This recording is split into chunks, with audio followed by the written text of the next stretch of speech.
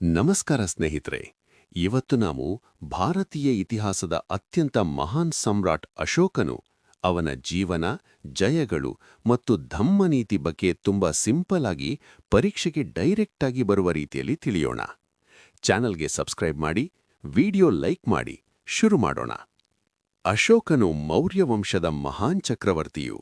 ಅವನು ಕ್ರಿಸ್ತಪೂರ್ವ 273ರಲ್ಲಿ ಸಿಂಹಾಸನಕ್ಕೇರಿದ. ಆದಿಯಲ್ಲಿ ಅವನು ಕಠಿಣ, ಯುದ್ಧಪ್ರಿಯ ರಾಜನಾಗಿದ್ದನು. ಅಧಿಕಾರವನ್ನು ಬಲಪಡಿಸಲು ಹಲವು ಪ್ರದೇಶಗಳನ್ನು ಜಯಿಸಿದನು. ಆದರೆ ಅವನ ಜೀವನದಲ್ಲಿ ಒಂದು ಘಟನೆ, ಕಳಿಂಗ ಯುದ್ಧ, ಸಂಪೂರ್ಣ ಬದಲಾವಣೆ ತಂದಿತು. ಯುದ್ಧದ ನಾಶ, ಪ್ರಾಣಹಾನಿ, ಜನರ ನೋವು ಕಂಡು ಅವನ ಹೃದಯ ಕರಗಿತು. ಅಲ್ಲಿ ಅವನು ಯುದ್ಧ ತ್ಯಜಿಸಿ ಶಾಂತಿ ಮತ್ತು ಮಾನವೀಯತೆಯ ಮಾರ್ಗವನ್ನು ಹಿಡಿದನು.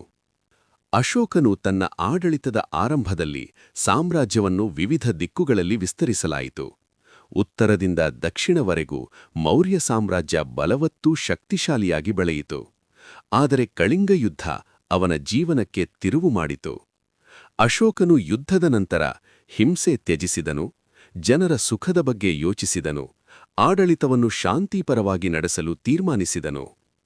ಕಳಿಂಗ ಯುದ್ಧದ ನಂತರ ಅಶೋಕನು ಬೌದ್ಧ ಧರ್ಮದ ಉಪದೇಶಗಳಿಂದ ಪ್ರೇರಿತರಾಗಿ ಧಮ್ಮನೀತಿಯನ್ನು ಜಾರಿಗೆ ತಂದನು. ಧಮ್ಮ ಎಂದರೆ ಧರ್ಮದ ಹೆಸರು ಅಲ್ಲ, ಅದು ಮಾನವೀಯತೆ, ನೈತಿಕತೆ, ಕರುಣೆ, ಗೌರವ ಇವುಗಳ ಸಮೂಹ. ಅಶೋಕನ ಧಮ್ಮನ ಪ್ರಮುಖ ಅಂಶಗಳು: ಅಹಿಂಸೆ, ಯಾವುದೇ ಜೀವಿಗೆ ಹಾನಿ ಮಾಡಬಾರದು; ಧಾರ್ಮಿಕ ಸಹಿಷ್ಣುತೆ, ಎಲ್ಲ ಧರ್ಮಗಳಿಗೆ ಗೌರವ; ಪೋಷಕರಿಗೆ ಗೌರವ, ಕುಟುಂಬ ಮೌಲ್ಯಗಳಿಗೆ ಒತ್ತು; ಜನಸೇವೆ, ಬಡವರ ಸಹಾಯ, ಪ್ರಾಣಿಗಳ ರಕ್ಷಣಾ ಕೇಂದ್ರಗಳು; ನ್ಯಾಯ, ಪ್ರಜೆಗಳ ಸಮಸ್ಯೆಗಳನ್ನು ಕೇಳಲು ವಿಶೇಷ ಅಧಿಕಾರಿಗಳು; ಧಮ್ಮ ಮಹಾಮಾತ್ರರು, ಧಮ್ಮ ಪ್ರಚಾರಕ್ಕಾಗಿ ನೇಮಕ ಮಾಡಿದ ಅಧಿಕಾರಿಗಳು. ಅವನು ತನ್ನ ಧಮ್ಮ ಸಂದೇಶವನ್ನು ಶಿಲಾಶಾಸನ, ಸ್ತಂಭಶಾಸನಗಳ ಮೂಲಕ ದೇಶದಾದ್ಯಂತ ಹರಡಿಸಿದನು.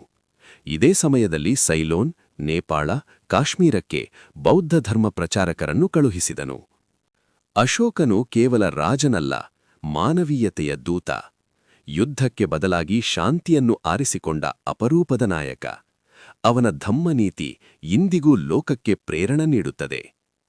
ಈ ವಿಡಿಯೋ ನಿಮಗೆ ಉಪಯುಕ್ತವಾಗಿದ್ದರೆ ಲೈಕ್ ಮಾಡಿ. ಕಾಮೆಂಟ್ನಲ್ಲಿ ನೋಟ್ಸ್ ಬೇಕು ಅಂತ ಬರೆಯಿರಿ, ನಾನು PDF ಕೂಡ ಕೊಡುತ್ತೇನೆ. ಇನ್ನಷ್ಟು ಸೆಕೆಂಡ್ PUC ವಿಡಿಯೋಸ್ಗಾಗಿ ಚಾನೆಲ್ ಸಬ್ಸ್ಕ್ರೈಬ್ ಮಾಡೋದನ್ನ ಮರಿಬೇಡಿ. ಧನ್ಯವಾದಗಳು.